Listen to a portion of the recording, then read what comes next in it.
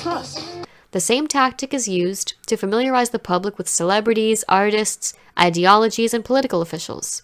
Exposure to a brand makes the consumer comfortable and feel as if they know it. Before the 80s, brands were usually things. After the 80s, brands also became people.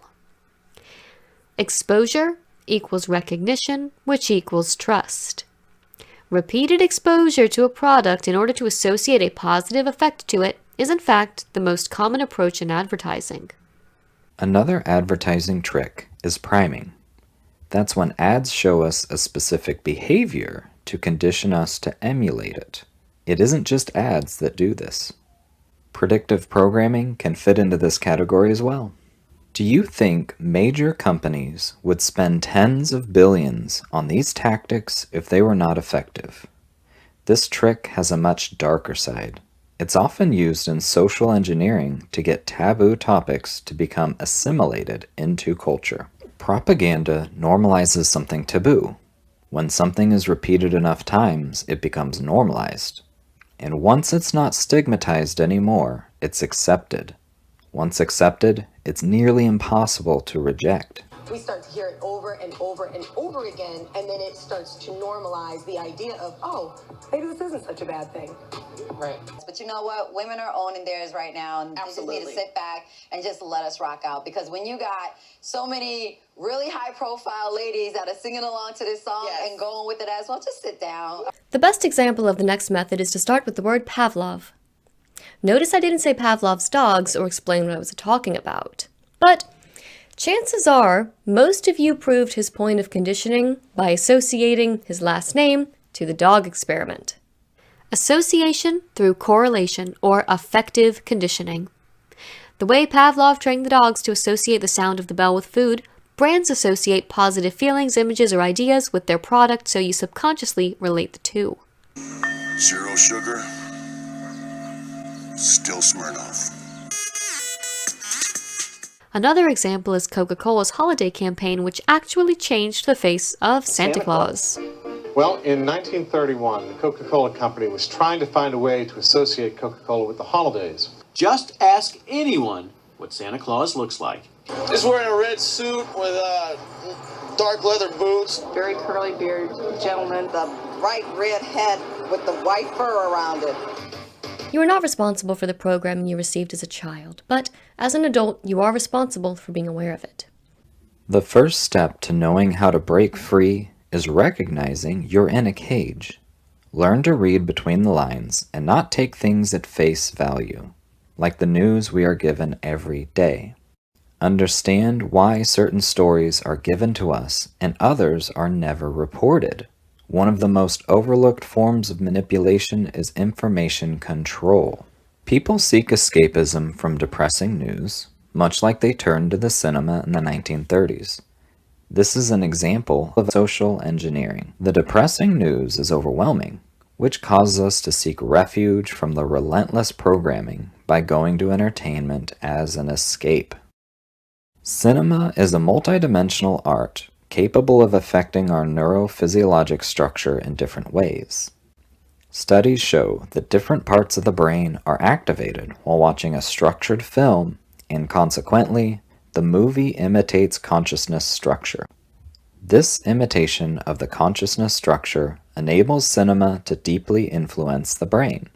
The effect and its manner are the main themes of the newly emerged science of neurocinema.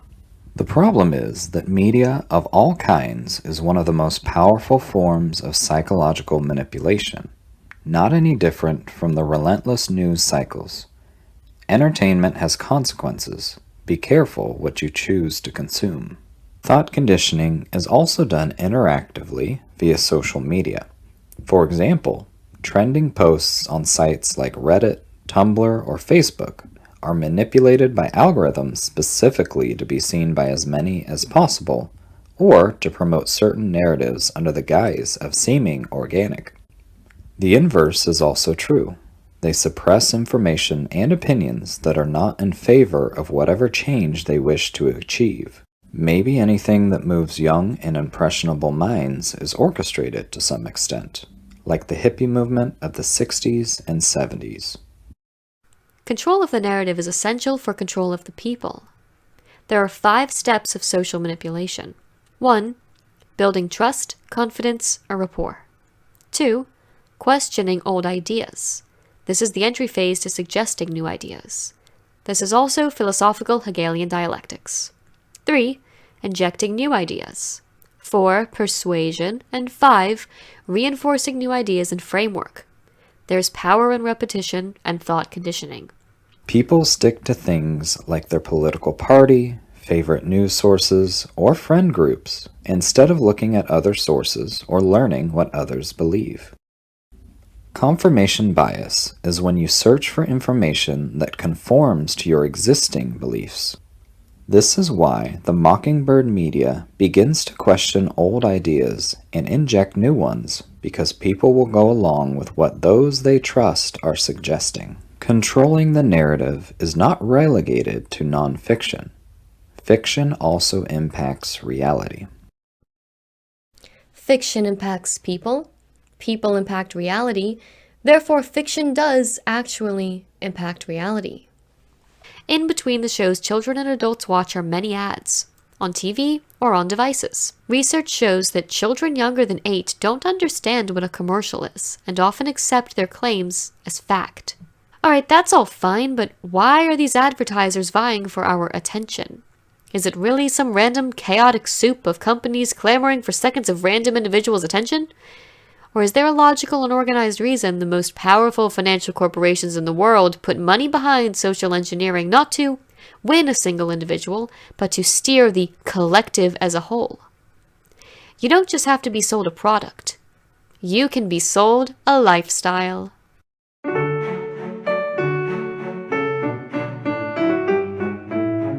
It is said that fame is a byproduct of greatness. You can choose to believe that, but it's missing half the story. Children have a limited frame of reference, and they know limited options. When someone asks a child what they want to be when they grow up, some say, "I want to be famous." Why? Because that's what they're sold.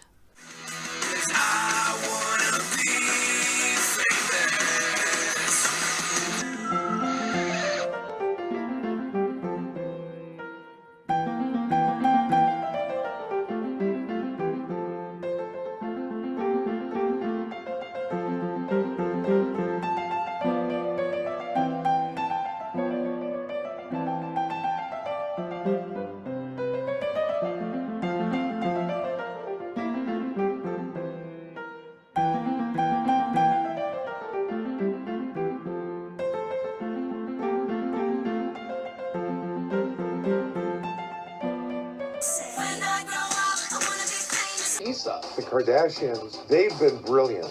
They epitomize the idea that everyone can be famous if they, create the right brand.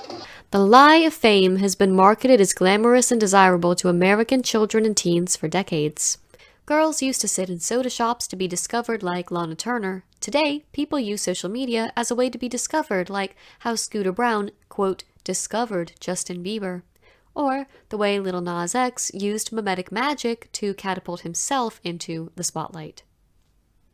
As highlighted in the documentary Fake Famous, families, influencers, and some who even travel overseas paid $2,000 each to come here on an Instagram vacation just to take a photo against a flat pink wall.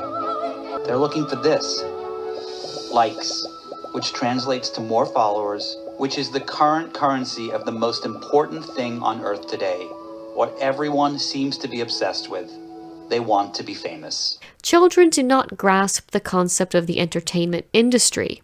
They understand that things they like to do, such as playing and singing and expressing themselves, are all an extension of acting. I love acting. It doesn't feel like work for me. So it doesn't feel like going home and playing on your phone. It's not like it's like the best thing ever. It's nice because most of the subjects I do and some of the things like maths and science, you feel like you're doing work. So when I was acting, I felt like I was just exploring and having fun. So I didn't really have to, it wasn't as hard work for my mind because I was doing something I truly loved.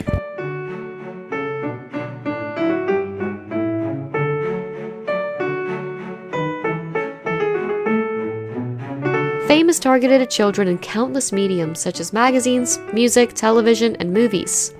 The glamour of being adored, of being rich, having all sorts of nice things, and living what looks like a fun life. Who wouldn't want that? You'd have to be crazy to not want that. I thought you were done playing nerve. Hell no. The girl who won Seattle now has millions of followers. She is Insta famous. Who cares? I care. If we knew what these people were going through, we would never support this industry. But we'll talk about that in the 7th part of this series. The point is that popular culture is driven by the companies that control it all. The difference today is that the programming is so tight that we don't need ads in movies like we used to in order to be manipulated. Young kids and adults alike are influenced by social media. The hypnotist in our pockets. Club Libby